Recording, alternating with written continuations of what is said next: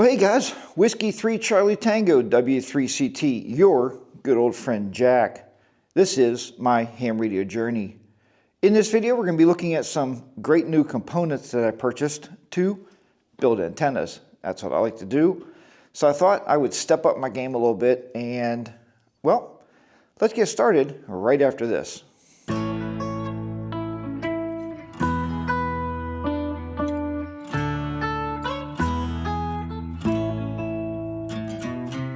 Alright guys, hopefully you can see me okay here. I don't know how that camera is working over there. I got another camera here facing down that we're going to be looking at some parts and pieces I purchased. Yeah, I went on an Amazon shopping spree and well, you know, I like building antennas and the speaker wire has been absolutely fantastic and it's been working really good or really well for me. So I thought, you know, I'm going to build some of these antennas more permanent, and I thought I needed some more permanent type wiring solutions and some thoughts in my head of what I want to do. So let's go ahead and we're going to get started here with showing you some of this stuff, okay? So I'll go with that box last. The first thing I purchased was some different types of heat shrinks, okay?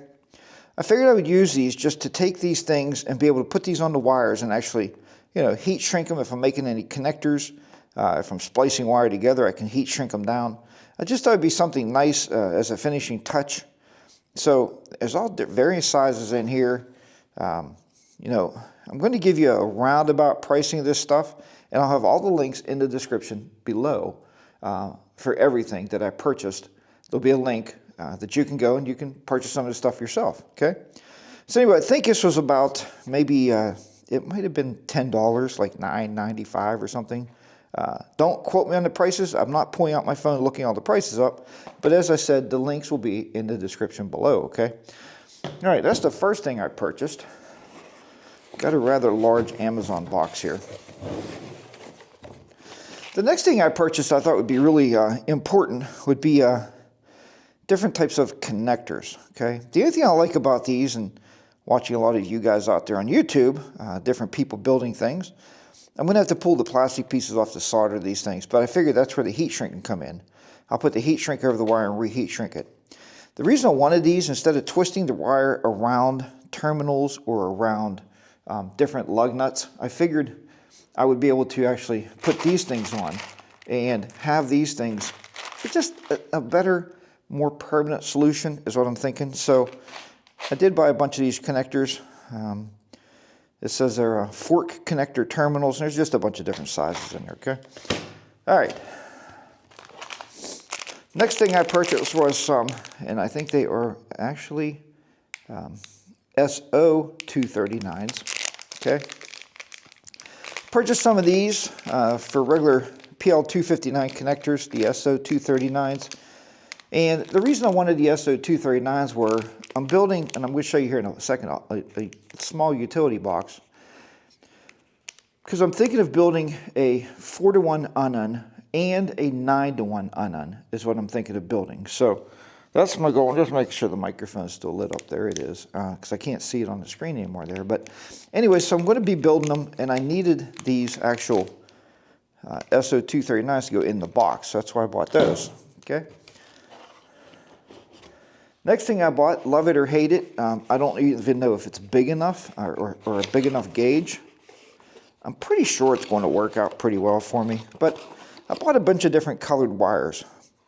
These are going to be used to wrap the toroid so I can build my unun, okay? And I wanted different colors because watching people, you're wrapping either 2 or 3 wires at a time. So you know, people recommend that you use colored wire because it's easier to follow. I mean, you can do it with an ohm meter, but it's going to be easier to follow with different colored wires. So I figured I'd pick this box up. Again, it wasn't too overly expensive. Any of this stuff was not really expensive. I just kind of went on, like I said, a shopping spree. There's the name of it. Again, the link will be in the description below. It is solid single core wire. It is tin to copper wire, so it should work well for wrappings. At least in my head anyway. The next thing I bought, and I don't know if I can open this or not. I have to open it sooner or later. Anyway, is a couple small, and these were recommended by a different YouTube channel. If I get them open. Yeah, well, maybe not. Maybe this is not my day to open the package. Come on, Jack. As somebody say, Jack, your videos are kind of long. Some of them are lengthy, but I like to go through things with you guys out there. Especially if you're new to ham radio, I want to pay back to the hobby and help people out the best I can.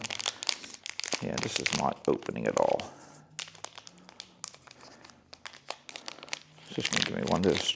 Anyway, you know what? I gotta open them anyway. Let's see here. If I could just rip the side of this off. There we go. That'll make it easier. So I bought the little smaller toroids. They are a little thicker in diameter. Now these are actually coated. You can see the coating on there. So these will be for the unknowns, okay? Is my plan. And this was a recommendation from another YouTuber who built a 9-to-1. And I bought 2 of these. So I figure I'll build a 9-to-1 and a 4-to-1, okay? And these are going to be basically for, I'm hoping, practice antennas at the house, just to play around, you know. And you can put in the comments below, you know, how much power do you think these will actually hold? I'm not running any amps or anything. I run 80 watts out of my base station, so I don't know. I mean, if not, I'll take them out in the field and I use them in the field QRP. I could also do that, right? So again, these came from Amazon. Again, the description and the link will be below. The next thing I picked up was, let's see here what this is. I picked up some, let me see the gauge on this thing. It's marked here. 22 gauge wire, okay? I wanted 22 gauge yellow wire. Making sure my mic is still running here. So yeah, I wanted to make sure that I had, you know, decent wire, but I wanted it to be yellow so it's easily seen out in the field. You know, when you're hanging this stuff in a tree or doing whatever you do with it. So again, it's 22 gauge wire. And I believe it's, I think it was 100 foot of wire on here. But again, you know, the links will be in the description below, so you'll be able to pick this stuff up. All right. Okay, the next thing I bought, I know everybody's like, hey Jack, buy Anderson power poles. I really couldn't find Anderson on Amazon. Maybe I didn't look too low. So I did buy some power poles. These are not really all for like antenna connections. I'm not using them for that. I'm planning on using the power poles actually for, well, different power connectors is what I was thinking. They weren't expensive, and I haven't used any yet. I opened them up just to look at them, but I haven't used any of these yet. So anyway, next up, what is in this box? Oh, next up, I'll show you this thing. And I hope it works. I mean, again, you know, and I always tell my kids in my class when I talk to them, in my head it works. So I bought this little utility box, okay? My plan is, and it looks like it's going to fit okay, is to put an SO239 here, put a couple bolts in the side for the antenna feed and for either ground radials, or I can use it for a counterpoise, okay? So the antenna feed will be on one side, counterpoise on the other, down here. The core will be in the center. Up here I'm going to do some kind of hanging loop or something. These are weather sealed by this little rubber gasket. They come with the screws, as well as obviously the lid. So, you know, I don't even know why I picked white. I really would rather have black boxes. But these are nice utility boxes. They come in a pack of 2. And again, not very expensive for the home ham radio hobbyist. Hey, that's pretty cool, huh? Home ham radio hobbyist. That's what we are, right? And I was thinking last night, I have antennas that work absolutely great. I go out and do POTA contacts with my portable antennas. You guys seen the end-fed half-wave that I built, the 40 meter. It has a 49-to-1 built on it, and it's an extraordinarily great antenna. I have my speaker array antennas that all work. I have my antenna hanging on the house. It's only going to 40 meters until something else I'm going to show you here soon, but it's a 40 meter, so I only have, what is it, 10, 15, 20, and 40. Kind of limiting, right? So, but if everything's working, why do I keep building antennas? Because it's the hobby, guys. It's just fun, man. You know, it's fun to be able to build some. I'm not a great radio builder. You know, I haven't tried. I used to, back in the day, build some different electronic kits, but I'm not ready to build my radios yet, okay? The next thing I bought, now you're going to say, Jack, that's ridiculous. You know, why'd you do that? I bought actually, right here. So this is a made in China coax cable, all right? It's 100-footed coax cable. Now, I want to be honest with you, and you'll see in the link description, I'm very transparent with things, okay? This is probably the cheapest coax I can find. Hopefully it's okay. I mean, I don't have a knife on me here to open this thing, but we'll see it here in a little while. But anyway, this is mainly for testing purposes. I needed 100 feet of coax cable to get from my testing antennas that I put in the yard up to my radio room on the second floor. So that's why I bought it. It was like 40 bucks. So it's not the greatest coax in the world. This is not the coax right here that you're going to take and, you know, put up a permanent installation on your house with. But I mean, it's a 100-footed cable. You really wouldn't use it for POTA either. You'd have to have your antenna pretty far from where you're sitting. And most of the time, you guys have seen, my antenna sits, you know, the 49-to-1 sits right next to me on the picnic bench. I just screw the coax right in, so I only need a short span of coax. But anyway, that's a 100-footed coax, again, just for testing, so don't beat me up in the comments below. I don't even know how it's going to work. Hopefully I'll find out after today's build and get it up in the air and be able to run this up to my shack just so I can see if it's going to work or not, okay? All right. That was everything from Amazon. Then I went to DX Engineering, okay? Because we love DX Engineering. They are not a sponsor to the shows or anything like that. But hey, I picked up another spool wire. This is 26 gauge wire here, okay? So this is 26 gauge wire. I also bought this to use for antennas. Again, it's very thin, it's very light, and, well, here, I'll show you down here. It is very thin. It is stranded copper. It's very light. It's 150 foot, okay? I think it says that, 26 gauge. 26 gauge wire. It says antenna wire right on it, right? So it must be good, huh? I don't know. Anyway, the main reason I bought this, to be honest with you, I needed to be over $100 so I could get free shipping. Do you ever do that? You know, I had to spend an extra $12 to save $19 shipping. So I did it. I got my order up to 100. All right. Now, speaking to a good friend of mine, Tom. Tom has a great YouTube channel. You want to check him out. But he told me, I texted him one day and I said, hey, Tom, I'm using some Paracord right now from Amazon on my house. So what happens is in the rain, with the sun, with the wind, it stretches a lot. There's a lot of stretch, right? Seems like about every month I have to go out and tighten the antenna back up just to get it back up a little bit for height. So Tom said, hey, you want to buy this Paracord? It's synthetic guy ropes and accessories, okay?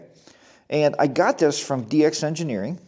What's cool about this, I mean, this is a lot of rope in here. I think it's, let's see, length is 330 feet, okay, or 100 meters. So there's a lot of rope in here, and I could do some great things. This, again, is not for portable POTA operations.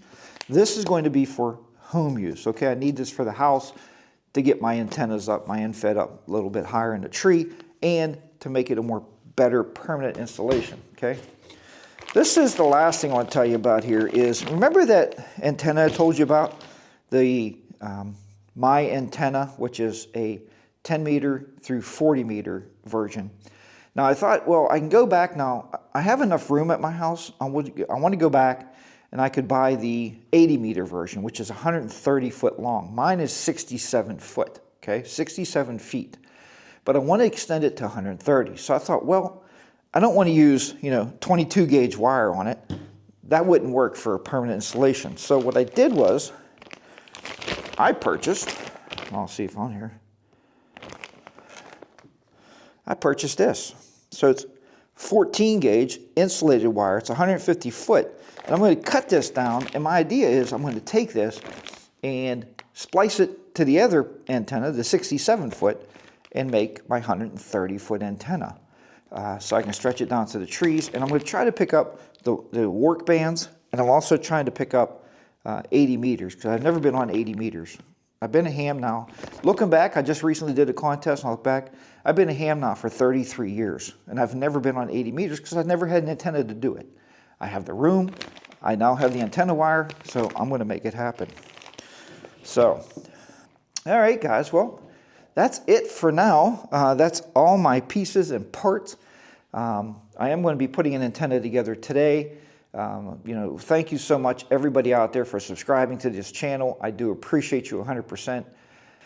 Everything has fallen in. You guys have been great. The comments are absolutely amazing, and I truly appreciate everybody out there watching the videos. Sometimes even a negative comment will kick you in the butt and say, hey, Jack, maybe you did something wrong, because it's all experimentation. I love experimenting. I love electronics. I've been a computer guy for years and years and years. I went to electronics school many decades ago, and I'm just one of them guys. I really like experimenting with antennas, as you can obviously tell. Maybe I have a problem, right? So the next thing I'm looking for, though, is I'm looking for some 3D printed, and I found a few on Etsy, antenna winders, so I got to get some of that stuff going on here. But all right, guys, thank you so much. Again, I appreciate every one of you out there for hanging in here with me on these videos. Hopefully this helps somebody out there. Again, I just want to pay it forward. As I learn and experiment, I want to show you guys so maybe you'll learn and you'll experiment. Don't just buy an antenna and throw it up in the air and be happy. Build another antenna and see if it's any better. That's what's going to happen on my next build here. Thank you so much for watching this episode of Whiskey 3 Charlie Tango, W3CT. Your good old friend Jack, and this is my ham radio journey. Guys, thank you so much. If you like this video, give it a big old thumbs up. Smash that subscribe button. I'd love to have you stick around here with me and check out what I'm going to record next, because I don't always know what I'm going to record next, but I'm trying to keep it interesting, and it's definitely always going to be real. Guys, thank you for watching, and I'll catch you next time. 73s, bye for now.